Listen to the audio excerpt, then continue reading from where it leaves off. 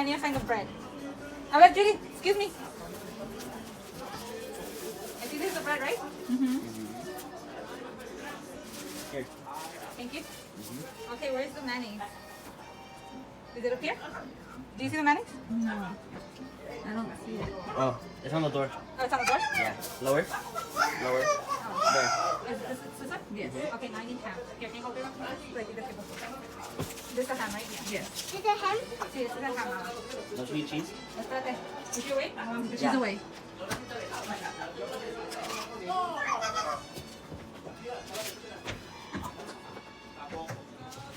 You're on the seat. Okay, I need to get a plate. Oh, your hand fell. That's too big. That's... Did you reach for the dry No, dishes? I think it's here. Oh, found it. Not knowing there's already a plate set up?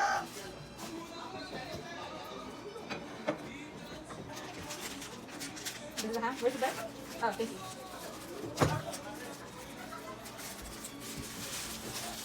Mami, pon the I don't like the milk top of the bread. Mami, pon the milk and the tea.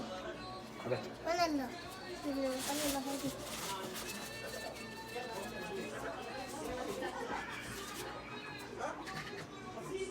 No puede. Oh, no. Alright. I'll put it in here for now. Oh, I need a spoon. Is there knives in here? There's spoons in there. There's spoons in here? Yeah.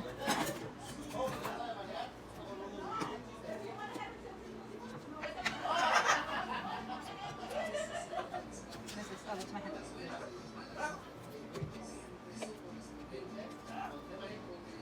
Is that a lot? No.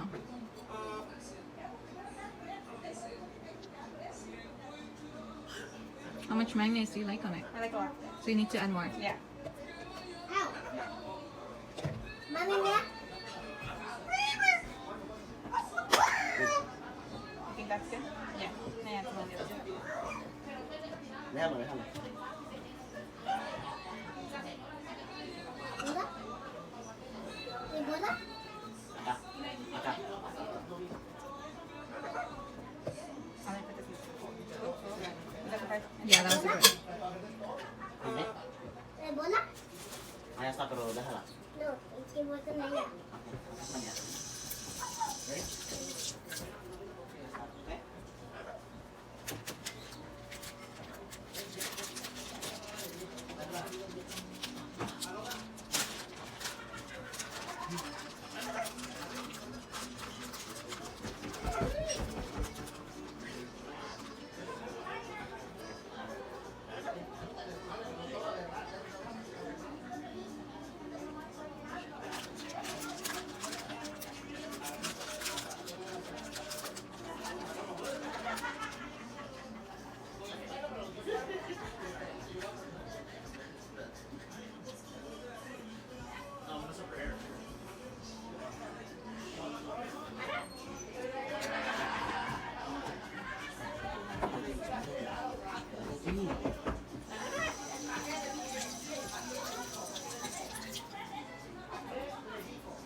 Sandwich. Can I put the stuff back? Okay. I don't think it's ready.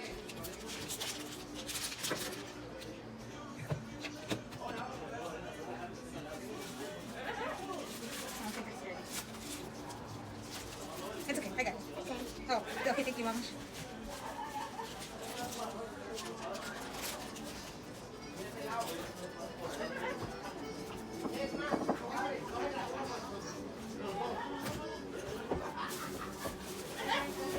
Ah, you know, dude. I have bread. No, bread aquí. Bola. Bola. Bola. Bola. Yes, Mama. Quítalo. No te jugabo. Eso jugabo. Bola. Oh, wow. Okay, now let me try my sandwich.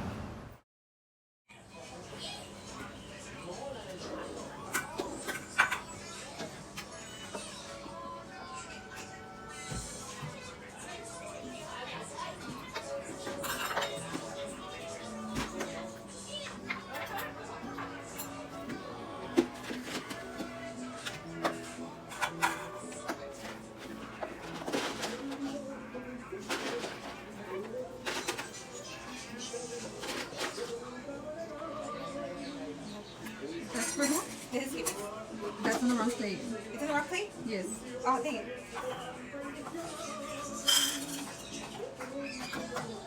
There you go.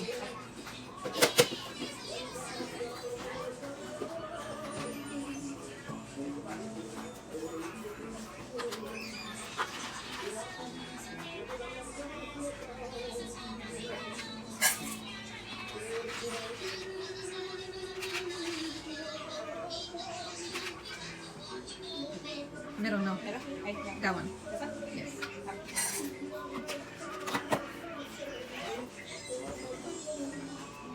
That's Skippy's. Skippy? And, yeah. Thank you, banana. That's one.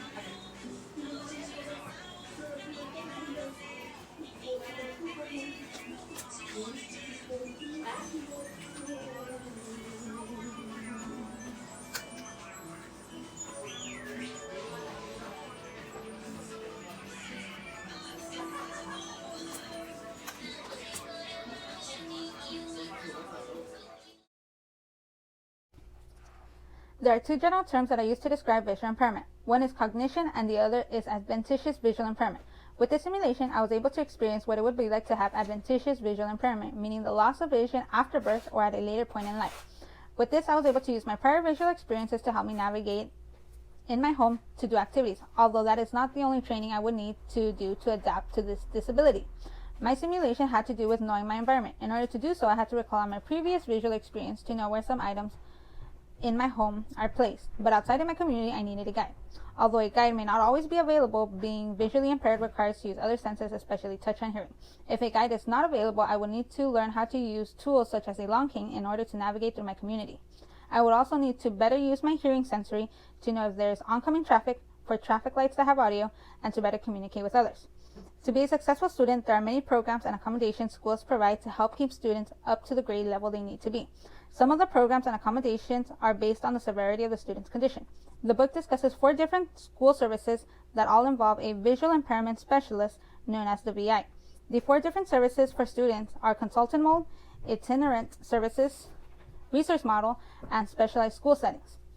The consultant mode is for a student who needs little or no direct services. The student may only need the VI to collaborate with the general education teacher and create accommodations the student may need in class. For the itinerant teaching model, the VI will visit different schools and give specialized instructional programs to teachers.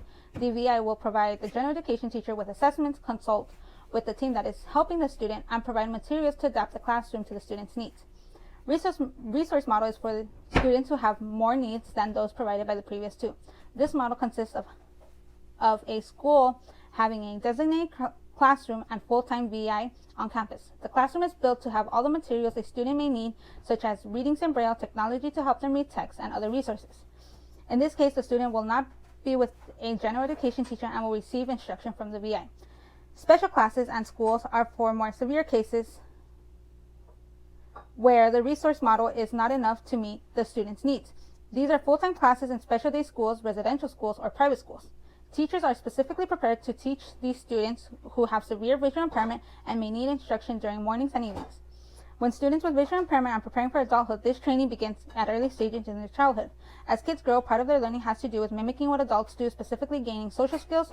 Some social skills that students need to learn are how to establish friendship, evaluating risk factors, timing messages when communicating with others, body posture to show confidence, and many more. Regardless their age, they need these abilities to strive in everyday life.